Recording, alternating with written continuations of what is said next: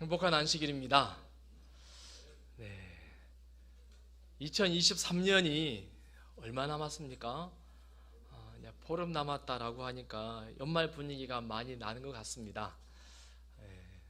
하나님 안에서 2023년을 잘 마무리할 수 있는 믿음의 우리 빛고울 모든 성도들이 되기를 간절히 바랍니다. 마태복음 6장 말씀을 제가 몇 절 읽겠습니다. 사람에게 보이려고 그들 앞에서 너희 의를 행하지 않도록 주의하라. 그리하지 아니하면 하늘에 계신 너희 아버지께 상을 받지 못하느니라. 너는 구제할 때에 오른손이 하는 것을 왼손이 모르게 하여 내 구제함을 은밀하게 하라. 은밀한 중에 보시는 너희 아버지께서 갚으시리라. 너는 기도할 때에 내 골방에 들어가 문을 닫고 은밀한 중에 계신 내 아버지께 기도하라. 은밀한 중에 보시는 내 아버지께서 갚으시리라.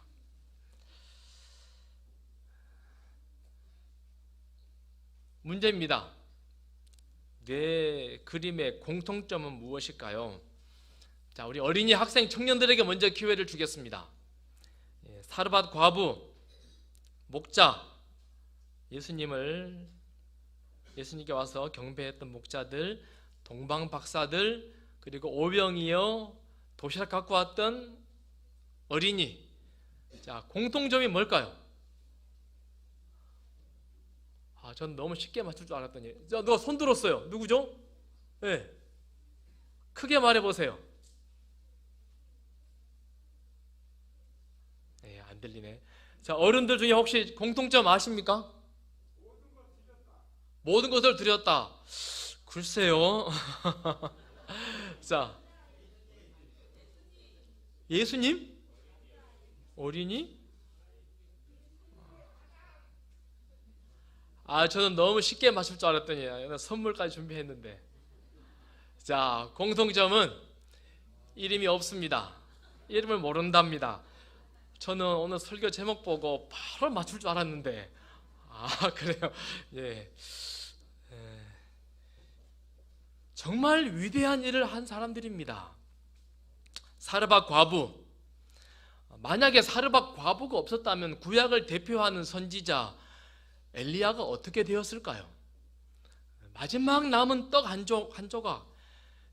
이거 먹고 이제 우리는 굶어야 돼, 우리는 죽어야지 라고 마음 먹었는데 어느 날 낯선 한 사람이 와가지고 그거 나에게 먼저 줄 수 없습니까? 어떻게 했습니까? 다 드려버렸어요. 그거 먹고 엘리야가 살고 위대한 일을 하게 되었습니다. 목자들, 수천 년의 기다림 끝에 예수님께서 하나님의 아들이 이 땅에 오셨습니다. 그런데 사람들이 기다려요, 기다리지 않아요? 아무도 모릅니다. 그런데 한 사람이, 목자들 몇이 예수님 이야기를 하다가 천사들이 그들에게 가서 베들레헴에 구유에 아기가 있다, 가서 경배하라, 그분이 하나님의 아들이시다, 달려가서 그분에게 경배하는 사람입니다. 예수님 이 땅에 왔을 때 가장 먼저 알아보고 가장 먼저 가서 경배한 사람들. 근데 왜 그들의 이름이 성경에는 기록되지 않을까요? 동방박사들, 우리 집사님 말씀하신 것처럼 자기들의 정말 귀한 선물들, 황금과 모략과 유향을 드렸어요. 예수님 어린 시절 너무너무 가난했는데 그들이 가져온 그거 가지고 어린 시절을 버티고 예수님은 사셨습니다. 얼마나 귀한 사람들입니까? 그런데 왜 성경은 그들의 이름을 기록하지 않는 것일까요? 오병이어 도시락 싸줬어요. 자기 먹기도 바쁜데 예수님 배고프실까봐, 사람들 굶는 거 아까워서 어떻게 합니까? 도시락을 갖다 드렸습니다. 어디 이 사람들 뿐입니까? 정말 위대한 일을 했던 사람들이 성경에 정말 많은데 성경에는 많은 경우에 그들의 희생과 헌신에 대한 내용만 기록하지 그들의 이름이나 가문이나 그들의 배경을 기록하지 않고 넘어가는 예들이 참 많습니다. 왜 그들의 이름을 기록하지 않습니까? 너는 구제할 때에 오른손이 하는 것을 왼손이 모르게 하여 내 구제함을 은밀하게 하라. 은밀한 중에 보시는 너희 아버지께서 갚으시리라. 저는 마태복음 6장의 말씀을 보면서요, 수많은 위대한 믿음의 영웅들이 위대한 일들을 했음에도 불구하고 그들에 관해 자세하게 기록하지 않는 이유가 4절 때문이라고 생각이 됩니다.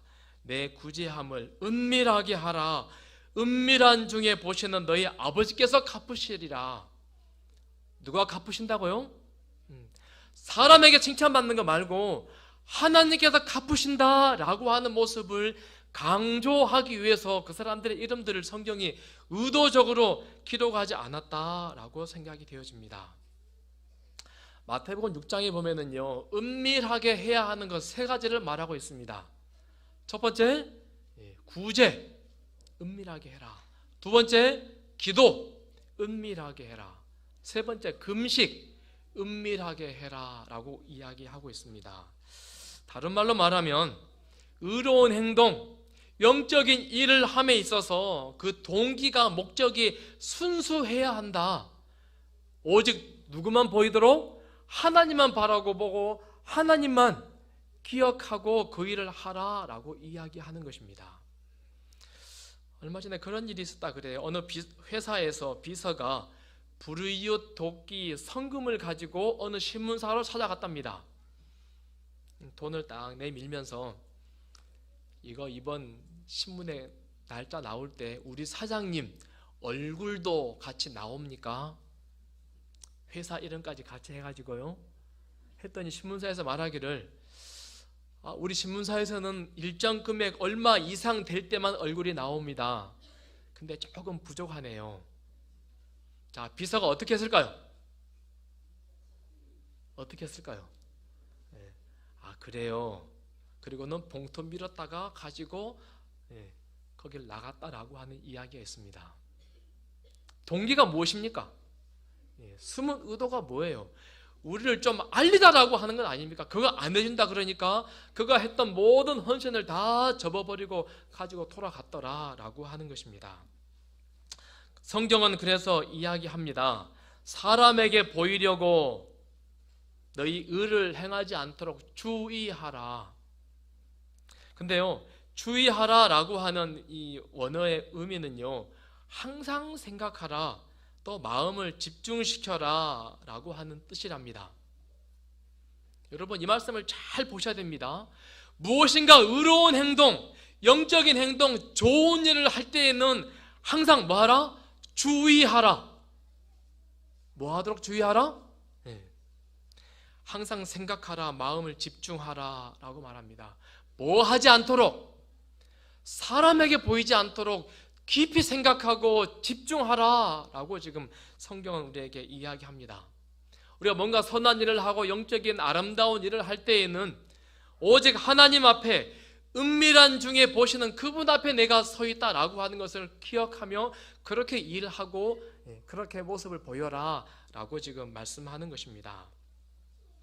찰스 조지 고든이라고 하는 장군이 있습니다.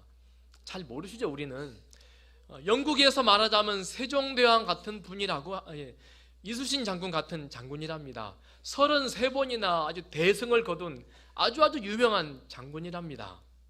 한 번은 중국하고 아프리카에서 혁혁한 공을 세웠답니다. 아펜 전쟁 때 장군입니다. 그래서 나라에서 너무 위대한 공을 세워서 당신 동상을 하나 만들어서 한번 기념하겠습니다. 어떻습니까? 절대 그거 하지 마십시다. 그렇다면 기념비를 세울까요? 그거 하지 마십시오. 영국 황실에서 아주 높은 자규를 수여하겠습니다. 그것도 하지 마십시오. 포상할까? 포상도 하지 마십시오. 일체 이런 거 하지 마십시오. 대단한 장군이었습니다.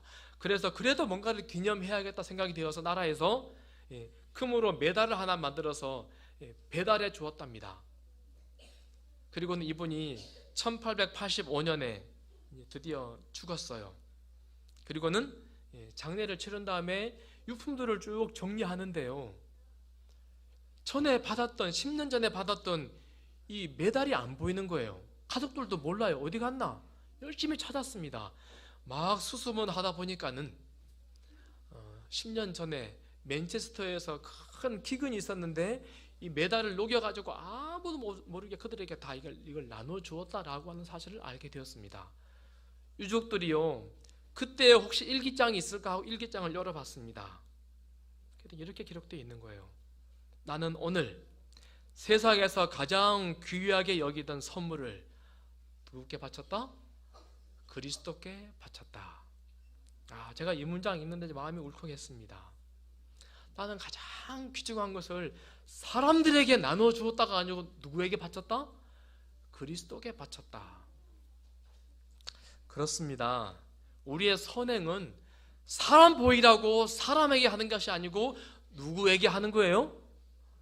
하나님께 드리는 우리의 선한 행위라고 하는 것입니다. 우리가 선행을 할 때마다 누구에게 좀 알려야지, 누가 좀 알아주었으면 좋겠다라고 하는 그런 강한 유혹이 들잖아요. 그럴 때마다 그 유혹을 이기고 은밀한 중에 보시는 하나님께서 갚으신다라고 하는 믿음으로 하나님만 바라보는 순수한 동기가 우리 모든 성도들 가운데 있게 되기를 간절히 바랍니다. 하늘은 기억합니다. 그리고 하늘 기념책에 우리의 선한 일들을 우리가 기억하는 것보다, 사람들이 알려주는 것보다 더 꼼꼼하게 기록한다라고 하는 것입니다. 이 시간 은밀하게 구제한다라고 하는 부분을 좀 더 살펴보기 원합니다. 내 구제함을 은밀하게 하라. 구제는 어떻게 하라고요? 은밀하게 하라. 누군가를 돕는 일은 어떻게 하라? 은밀하게 하라. 그런데요, 성경에 이 구제라고 하는 것과 경건이라고 하는 것이 굉장히 밀접하게 관련 있는 모습을 확인하게 됩니다. 야고보 1장 27절, 하나님 아버지 앞에서 정결하고 더러움이 없는 경건이라고 하는 말의 정의는 참 많습니다. 그 중에 제가 가장 마음에 드는 건 이것입니다. 하나님 아버지 앞에서. 자, 경건이 뭐라고요? 하나님 아버지 앞에 있는 것, 하나님 아버지 앞에서 행동하는 것, 그것을 경건이라고 합니다. 그런데 이 경건을 좀 더 구체적으로 이야기하기를, 고아와 과부를 그 환난 중에서 돌보고. 자, 경건이란 무엇이라고요? 하나님 아버지 앞에서 뭐 하는 거요? 가난하고 어려운 사람들을 돌보는 것, 그것을 곧 경건이라고 성경은 이야기합니다. 흔히 우리 저 사람 참 경건합니다. 경건하면 어떻게 생각하죠? 성경 옆에 딱 끼고 천천히 걷고 무릎 꿇고 오래오래 기도하고 차분한 사람, 이런 사람을 우리는 경건하다라고 혹 이야기할 수 있습니다. 그러나 성경은요, 그것을 경건이라고 하지 않습니다. 무엇이 경건이에요? 하나님 앞에서 어렵고 가난한 사람들 돌보는 것, 그것을 경건이라고 지금 이야기합니다. 그렇다면 우리 빛고울 교회에서 가장 경건하신 분은 누굽니까? 누굴까요? 알려지면 될까요? 안 될까요? 경건이란 하나님 앞에서 아무도 모르게 조용히 가난하고 어려운 사람들을 돕는 것입니다. 사람 앞에서가 아니라 하나님 앞에서, 은밀한 중에 보시는 그 하나님 앞에서. 그래서 성경에서는 경건한 사람이라고 이야기하는 모습을 쭉 소개하면서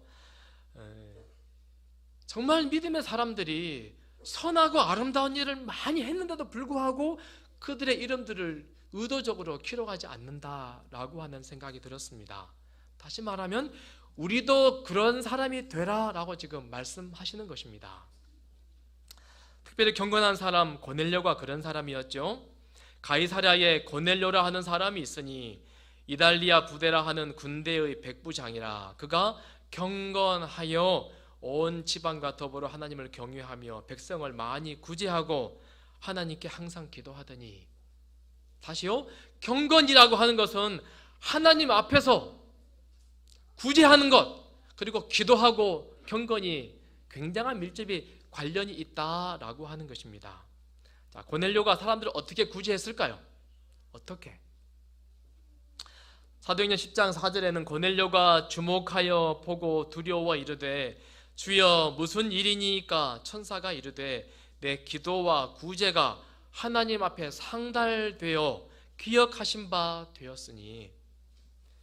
제가 이 사도행전 10장 4절하고 마태복음 6장하고를 제가 연결해 봤어요. 하나님은 내 구제를 어떻게 하라고요? 은밀하게 하라. 그러면 하나님께서 갚으신다 라고 하셨어요.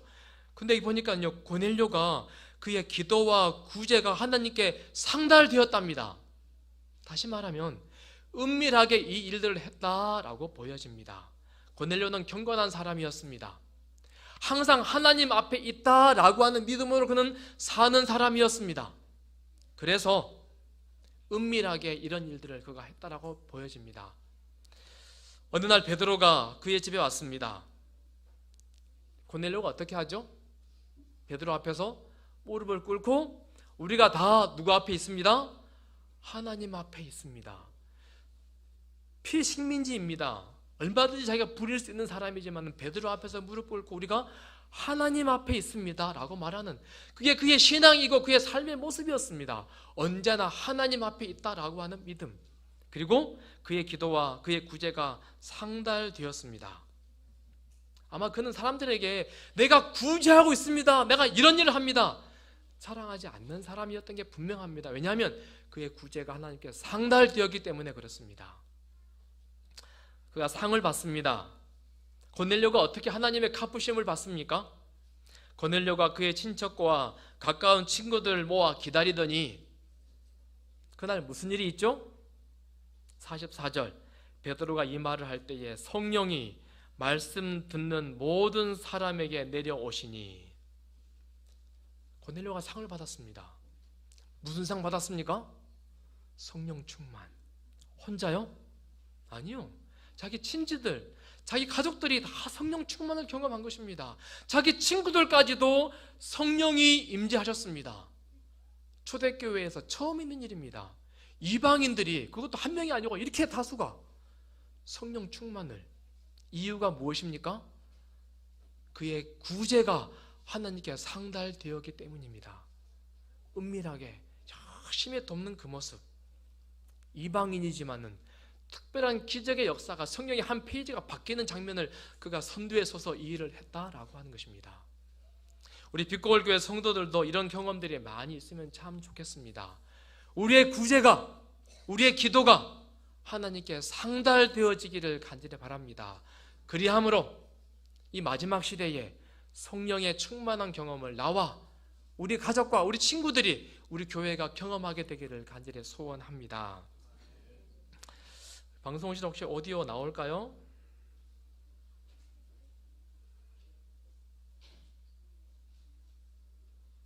소리가 안 들리나요? 잠깐만요.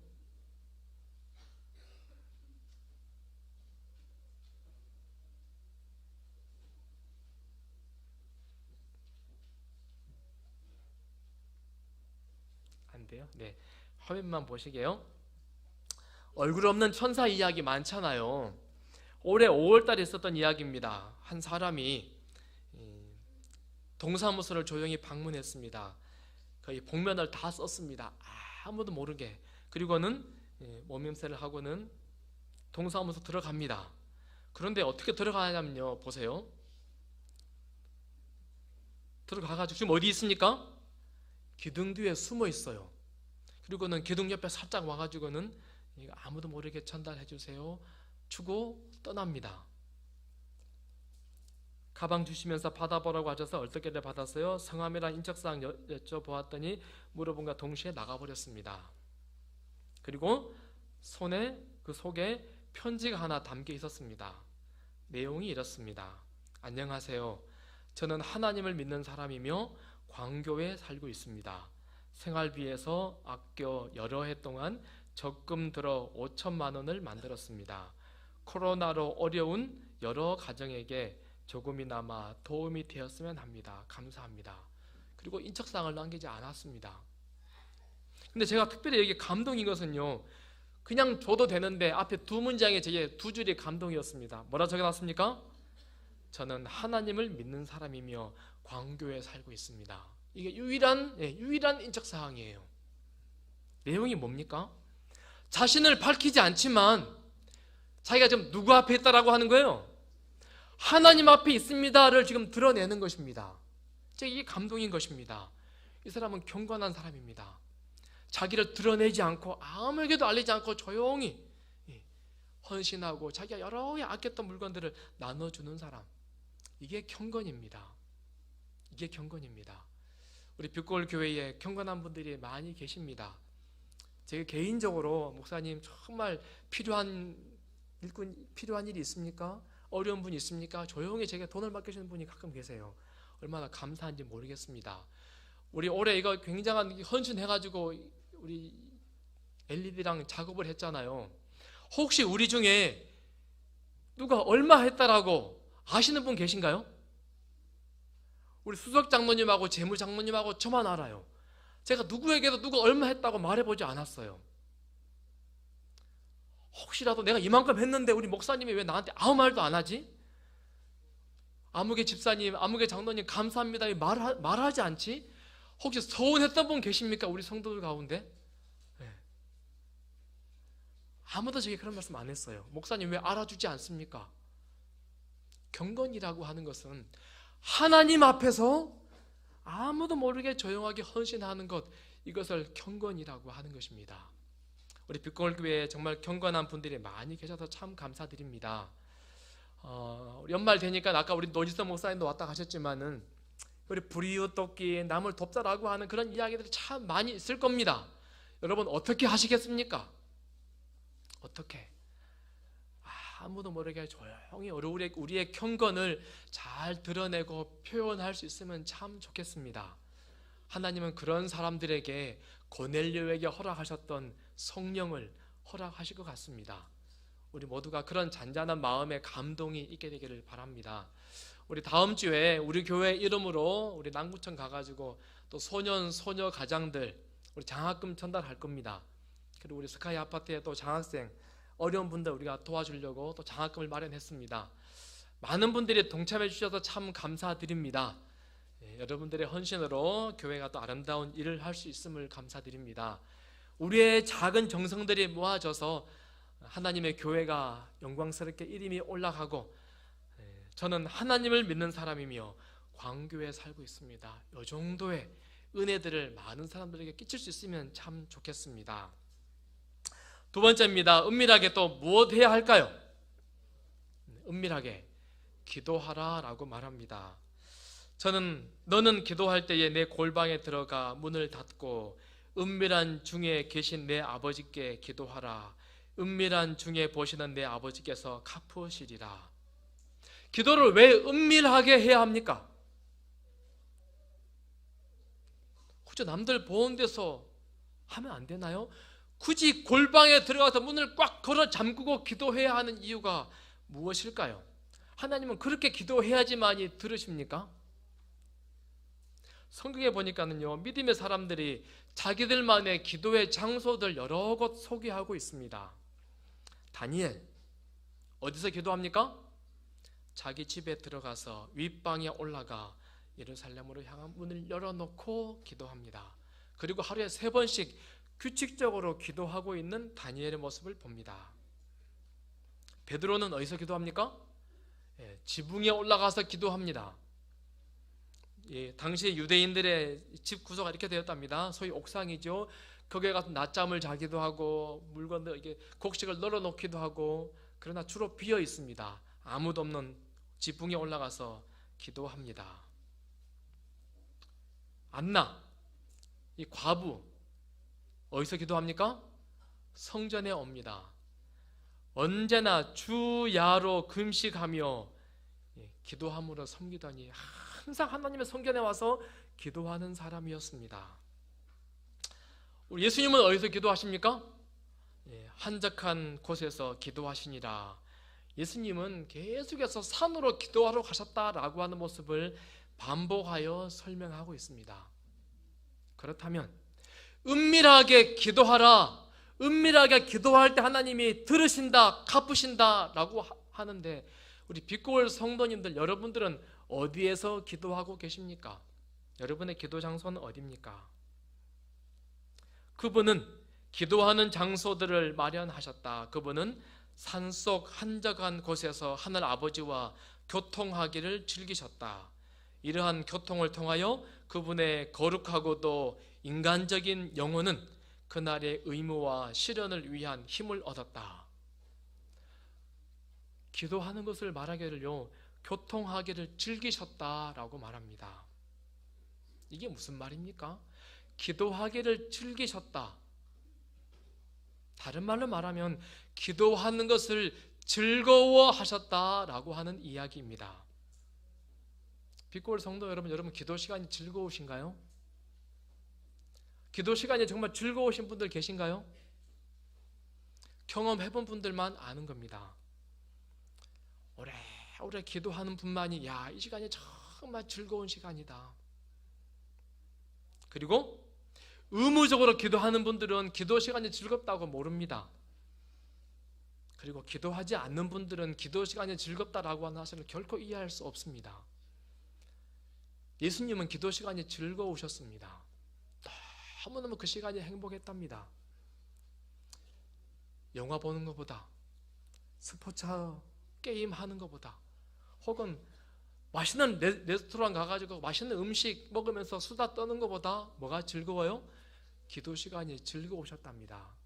저는 간절히 여러분에게 호소합니다. 우리 빛고울 성도들이 정말 기도 시간이 즐겁다라고 하는 것을 이해하고 경험하고 그 행복을 우리 모두가 다 경험하게 되기를 간절히 소원합니다. 여러분 오래 기도해 보십시오. 의무적으로 말고 하나님과 깊이 있는 교제를 해 보십시오. 이 시간이 끊어지지 않기를 간절히 원하는 마음이 우리에게 있습니다. 참 행복합니다. 하나님, 이 시간 나와 함께 계셔서 기도 시간, 이렇게 행복한 시간, 나의 무릎을 내가 풀고 싶지 않습니다. 이런 기도 시간의 즐거움을 우리 모든 성도들이 다 경험하게 되기를 간절히 바랍니다. 우리 찬미 441장 어떻게 부르죠? 이 복된 기도 시간에 마지막 이 기도 시간 즐기네. 여러분 기도 시간이 즐거우신가요? 우리 모두가 다 그 시간이 정말 행복하고 즐거운 시간 되기를 간절히 바랍니다. 모세가 하나님 앞에 섰을 때 하나님께서 말씀하십니다. 네가 선 곳은 거룩한 곳이니 신발을 벗어라. 우리가 기도하는 시간이 그러한 시간, 그러한 공간이 되어야 하는 것 아닐까요? 하나님의 임재가 느껴져서 정말 두렵고 떨리는 거룩한 장소와 공간, 우리 모두의 기도의 시간, 그 은밀한 기도의 시간, 그러한 장소 우리 모두가 경험하게 되기를 간절히 소원합니다. 감리교 창설자 요한 웨슬리 어머니 수잔나, 참 대단한 분인데 이분의 일화가 참 많은데요. 대표적인 이야기가 많은데, 이분은 자녀 교육 그리고 기도에 관한 이야기가 참 많습니다. 이 가정이 너무너무 가난했어요. 근데 아이를 19을 낳았어요. 19명. 와, 대단하죠? 그 중에 절반만 살아남아서 성인이 되었습니다. 그런데 19명이 아니 10명 아이들이 집에 뛰어다녀요. 너무너무 가난해가지고 생활비를 빌렸는데 못 갚았어요. 그래서 자기 남편이 고발당해서 감옥 갔어요. 그리고 추록해서 오래 살다가, 근데 저 집에 불이 나버렸어요. 집을 새로 지어야 돼. 또 빚을 내었어요. 정말 불쌍하게 살았습니다. 그런데 이분이 자녀를 정말 믿음으로 키우는데 이분에게는 한 가지 철칙이 있었습니다. 매일 하루 2시간 기도하고 말씀 보는 시간을 갖자. 19명 아이들을 키우고 그 가난에 찌들려 있는데도 불구하고 하루에 2시간 말씀과 기도 시간을 갖는다. 그리고 아이들에게 이렇게 말했답니다.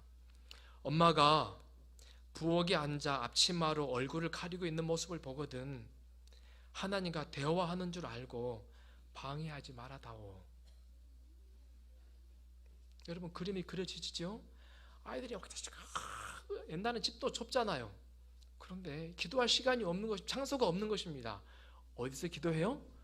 부엌에 가가지고 앞치마 뒤집어 쓰고 하나님하고 1시간 2시간 기도하는 거예요.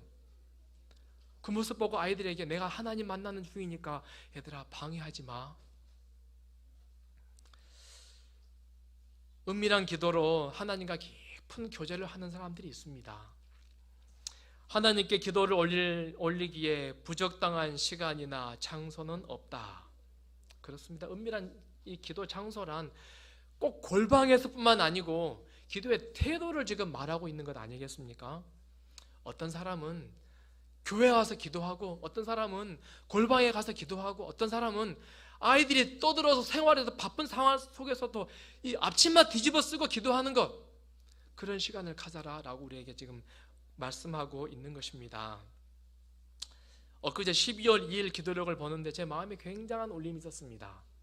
우리 찬미가 굉장한 작사 작곡가죠. 프랭클린 E. 벨든입니다.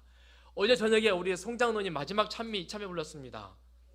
거룩한 날 주의 날 불렀습니다. 72장. 이분이 작사 작곡했습니다. 재림교회 굉장한 유명한 작사 작곡가인데 이분이요, 설교 듣다가 감동받으면 얼른 메모해가지고 이걸 가지고 찬미가를 만들어요. 그런 경우가 참 많았습니다. 굉장히 우리 아는 거 정말 많아요. 그런데 어느 날 엘렌 화이트 이 사람에게 편지를 씁니다. 인간은 노아의 목수들처럼 하나님과 관련된 일을 하면서도 그분의 거룩한 손길을 거부하는 경우가 있다. 무슨 이야기입니까? 노아 방주를 짓습니다. 노아 혼자 짓습니까? 아니요. 수십 명이, 수백 명이 동원돼 가지고 노아 방주를 지었습니다. 뭐 하라고? 여기 들어가서 구원함을 받으라고 방주를 짓습니다. 그런데 누구만 들어가요? 노아 가족 8명 들어가고 아무도 들어가지 않아요. 물론 그 중에 어떤 사람은 방주 짓다가 명예 다하여 죽은 사람도 있습니다. 그러나 대다수는 거룩한 일을 함에도 인류의 구원을 위한 방주를 지었지만 거룩한 손길을 거부합니다. 그리고 조금 후에 다시 편지를 적습니다. 플랭크, 내가 무슨 말을 해야 할까? 하나님께 받은 계시를 통하여 내가 집에서는 기도하지 않고 지낸다는 사실을 알게 되었구나. 네가 19개의 찬미가를 적고 그 위대한 일을 하고 재림교회에 족적을 남기는 일을 하지만 너는 집에서 기도하지 않구나. 예배 시간에 감동을 받고 기록하고 작사 작곡을 하긴 하지만은 집에서 기도하지는 않구나. 혹 우리에게 하시는 말씀은 아닌가, 우리 곰곰이 생각해 보면 좋겠습니다. 목사지만, 장로지만, 집사지만, 교회 한 번도 결석하지 않고 늘 정기적으로 출석하지만 나의 재물을, 11조를, 여러 헌금들을 늘 아낌없이 드리지만은 혹 여기에 해당되는 분 우리 집 가운데는 없습니까? 홍수가 닥쳤습니다. 노아 방주를 지었지만은 방주 짓고 나자 어떻게 되었어요? 다 사라져 버렸습니다. 예수님이 재림하시는 그날 주를 위해서 헌신하고 많이 봉사했지만은 거룩한 손길을 거부하는 사람들은 낙엽처럼 다 사라지고 없어질 것입니다. 은밀한 기도, 우리 모두가 그 은밀한 기도에 열심을 낼 수 있는 우리 빛고월 성도들이 다 되기를 간절히 소원합니다. 디모데후서 3장에 있는 말세의 징조를 쭉 이야기합니다. 너는 이것을 알라. 말세에 고통하는 때가 이르러 사람들이 자기를 사랑하며 돈을 사랑하며 자랑하며 교만하며 비방하며 부모를 거역하며 감사하지 아니하며 거룩하지 아니하며 쭉 말세의 징조들을 이야기합니다. 그런데요, 말세의 징조 가운데 하나 5절, 경건의 모양은 있으나 경건의 능력은 부인하니. 아까 경건이 뭐라 그랬죠? 경건이 무엇과 관련이 있다 그랬습니까? 구제하고 기도하고 경건이 관련이 있다 그랬습니다. 여기서 말하고 있는 이 경건이란 구제하고 기도 아닐까요? 구제의 모양은 있지만 구제의 능력은 부인하는 자니, 기도의 모양은 있지만 기도의 능력은 부인하는 자니, 이것이 말세의 징조라고 우리에게 말씀합니다. 라우드교회 교회가 뜨뜻미지근합니다. 왜 뜨뜻미지근합니까? 경건이 없어서 아닙니까?